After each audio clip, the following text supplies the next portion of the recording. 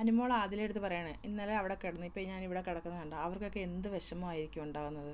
ഇതൊന്നും മനസ്സിലാക്കാതാണ് ഓരോന്ന് ചെയ്യുന്നത്. അപ്പോൾ ആദില ചോദിക്കുക, നീ ഇവിടെ നിന്ന് ഇറങ്ങിക്കഴിഞ്ഞാൽ അവരോടൊക്കെ സംസാരിക്കുമോ, മിണ്ടുവോ?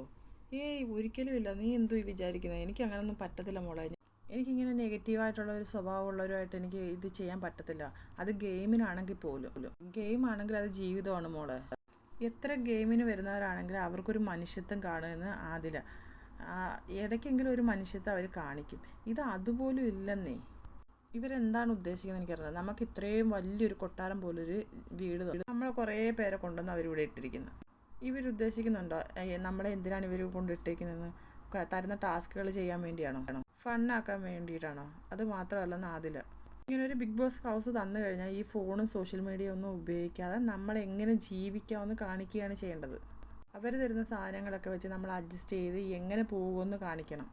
അതാണ് കാണിക്കേണ്ടത്. അപ്പോൾ അവരുടെയൊക്കെ സ്വഭാവങ്ങളാണ് കാണിക്കേണ്ടത്. ഓരോ ദിവസവും അവരുടെ സ്വഭാവങ്ങൾ കണ്ടുകൊണ്ടിരിക്കുകയാണ്. ഇപ്പം മാറിയിരുന്ന് നമ്മൾ സംസാരിക്കുന്നുണ്ട് മറ്റുള്ളവരെ പറ്റി. ഗ്ലോസിപ്പ് ആണെങ്കിൽ പോലും അത് നമ്മുടെ ക്യാരക്ടറാണ്. അത് നമ്മൾ വീട്ടിലിരുന്ന് ഇങ്ങനെ സംസാരിക്കാറില്ലേ? നമ്മൾ എന്തെല്ലാം സംസാരിക്കാറുണ്ട്, അങ്ങനെ ചിന്തിക്കണം. ഞാനൊക്കെ നന്നായിട്ട് ഗ്ലോസിപ്പ് അടിക്കുമെന്ന് ആദില പറയുന്നത്. അത്രയേ ഉള്ളൂ. നമ്മൾക്ക് കിട്ടാൻ വേണ്ടി നമ്മൾ എന്തെല്ലാം ചെയ്യുന്നു. ഇപ്പോൾ ഞാൻ എൻ്റെ വീട്ടിൽ കാണിക്കുന്ന സ്വഭാവം തന്നെയാണ് ഞാനിവിടെ കാണിക്കുന്നത്. എന്ന് വെച്ചാൽ ആളുകളതല്ല, അച്ഛനും അമ്മയും ഇങ്ങനത്തെ ആൾക്കാരല്ല. അപ്പോൾ എനിക്ക് ഈ സ്വഭാവം കാണിക്കേണ്ട ആവശ്യമില്ല. വായി തോന്നുന്ന കാര്യങ്ങൾ വിളിച്ചു പറയേണ്ട ആവശ്യമില്ല. പിണങ്ങേണ്ടി വരുന്നില്ല, കരയാറുമില്ല.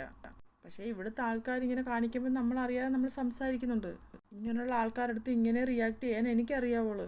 നാളെ നിവിൻ വന്ന് എൻ്റെ അടുത്ത് എന്തെങ്കിലും കാണിച്ചാലും ഞാൻ ഇങ്ങനെ തന്നെ റിയാക്ട് ചെയ്യും. പുറത്തുള്ള ആൾക്കാർ എന്ത് വിചാരിക്കുമെന്ന് വിചാരിച്ച് എനിക്ക് റിയാക്ട് ചെയ്യാതിരിക്കാൻ പറ്റുമോ? പാത്രം കഴുകി വെക്കില്ലെങ്കിൽ പാത്രം കഴുകി വെച്ചേ പറ്റൂന്ന് പറയണം. കഴിച്ച പാത്രം കഴുകി വെക്കാൻ പറയണം.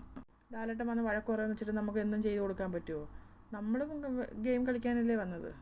അവർക്ക് ഭക്ഷണം ഉണ്ടാക്കാനും ചെയ്ത് കൊടുക്കാനൊന്നും അല്ല നമ്മൾ വന്നേക്കുന്നത്. അപ്പം അവർ ചെയ്തേ പറ്റൂ. അത് സ്നേഹമുണ്ട്, സ്നേഹം കൊടുക്കണം, അത്രയേ ഉള്ളൂ. മനസ്സിലായില്ലേ?